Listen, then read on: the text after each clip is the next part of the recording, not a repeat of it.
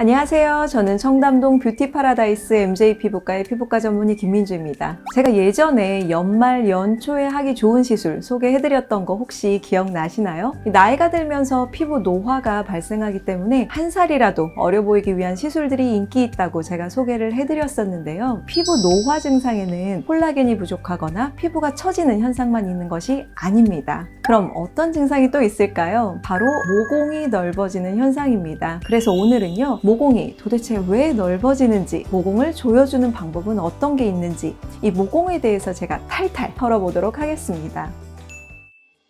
모공이 왜 넓어지는지 알아보기 전에 간단하게 모공에 대해서 알아보고 가도록 하겠습니다. 이 모공이라고 하는 거는요, 한자로 털모, 구멍 공자를 써서 말 그대로 이 털이 나는 구멍이라는 뜻입니다. 그런데 이 구멍이 단순히 털만 나는 구멍이 아니고 피지를 분비하는 피지샘과도 연결이 되어 있습니다. 우리 몸에서 혹시 솜털조차 나지 않는 곳이 어딘지 아시나요? 바로 손바닥, 발바닥, 입술입니다. 그래서 이 세 군데를 제외하고는 전신에 다 모공이 있다고 보시면 되고요. 그런데 우리가 모공 때문에 가장 스트레스를 많이 받는 건 바로 얼굴이잖아요. 그럼 얼굴에 있는 모공은 대체 왜 넓어질까요? 두 가지 이유를 들 수 있는데요. 한 가지는 바로 모공에 있는 피지샘 때문입니다. 이 피지를 분비하는 피지샘은 이 사춘기가 되면서 호르몬의 영향으로 아주 왕성하게 활동을 하는데요. 모공을 통해서 피지가 배출이 되다 보니까 모공이 커지게 되는 겁니다. 단순히 생기고 나오면 모공이 넓어질 일이 없지 않나요? 라고 하실 수 있는데요. 이 피지가 많이 분비될수록 밖으로 쉽게 나가기 위해서 모공이 자꾸 넓어지고, 피지가 못 나가고 안에 쌓이게 되면 모공이 점점 더 넓어지게 됩니다. 이 여드름이 생기는 이유도요, 이 모공과 관련이 있는데요. 각질이나 먼지가 모공을 막게 되면 피지가 못 나오고 안에서 쌓이다 보니까 여드름이 생기게 되는 것입니다. 그렇다면 두 번째 이유는 무엇일까요? 바로 노화입니다. 피부의 노화는요, 콜라겐 섬유에도 영향을 끼치는데요. 콜라겐 섬유가 하는 역할 중에 하나가 모공을 탱탱하게, 쫀쫀하게 지지하는 역할입니다. 그래서 모공을 지지해주는 힘이 부족해지면서 모공이 자연스럽게 넓어지게 되는 것입니다. 그렇다면 모공을 조여주고 꽉 잡아주는 방법은 과연 어떤 것이 있을까요? 모공을 줄이는 방법 첫 번째, 일상생활에서 생활 습관을 개선하는 것입니다. 그중 첫 번째는요, 너무 뜨거운 물로 세안을 하지 않는 것인데요. 봉안을 유지하는 많은 분들이 세안 후에 정말 차가운 물로 마무리하는 습관을 갖고 있다고 합니다. 사실 이 방법은 어느 정도는 과학적으로도 근거가 있는 방법인데요. 이 모공 주변에 이 털을 세우는 털세움근이라는 근육이 있습니다. 이 털세움근은 날씨가 추우면 수축하면서 열이 빠져나가는 것을 막아주는데요. 그렇기 때문에 찬물로 세안을 하면 타이트닝 되는 효과가 있는 것이죠. 그래도 너무 극단적인 차가운 온도는 피해 주시는 것이 좋습니다. 두 번째는 각질을 제거해주자입니다. 모공이 넓어지는 이유 중에 하나가 이 각질이 모공을 막으면 피지가 분비되지 못하고 쌓여서 모공을 넓힌다고 말씀드렸었죠. 그래서 얼굴에 쌓인 각질을 제거해서 모공을 막지 않도록 하는 것이 중요한데요. 보통 각질을 제거하려고 스크럽 제품을 정말 많이 사용하시는데, 이러한 스크럽제는 오히려 과도하게 사용하면 피부를 예민하게 만들고 노화를 촉진시킬 수 있기 때문에 적당히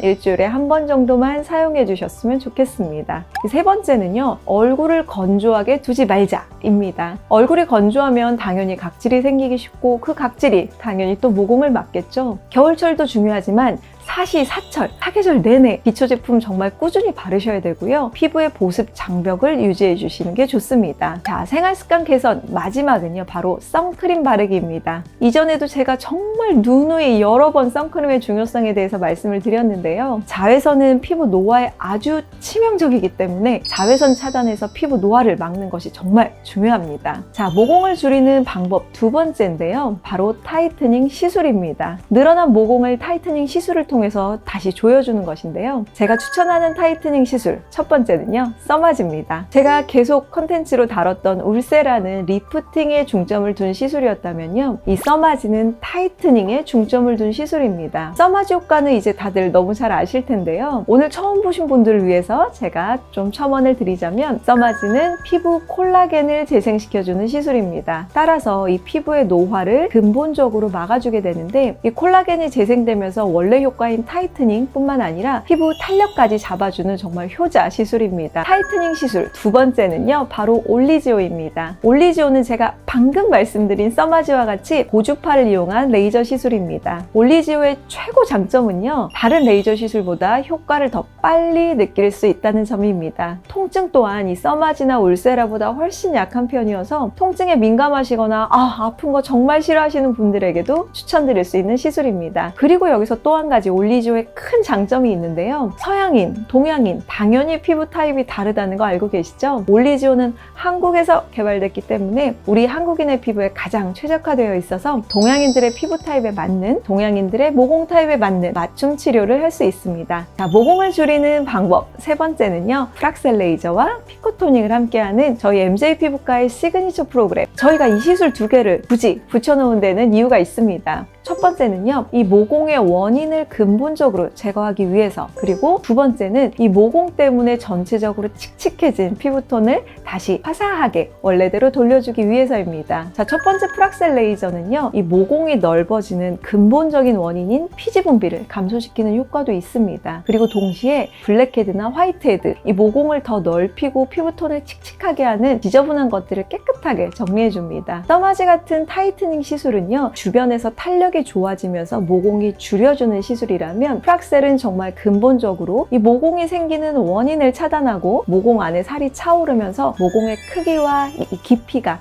얕아지는 근본적인 모공 시술이라고 할 수 있습니다. 그리고 피코토닝은 이 커진 모공 때문에 전체적으로 칙칙해진 피부톤을 밝게 만들어주는 동시에 피부 재생 효과를 높여서 모공의 크기를 줄여주고 주름을 개선해줍니다.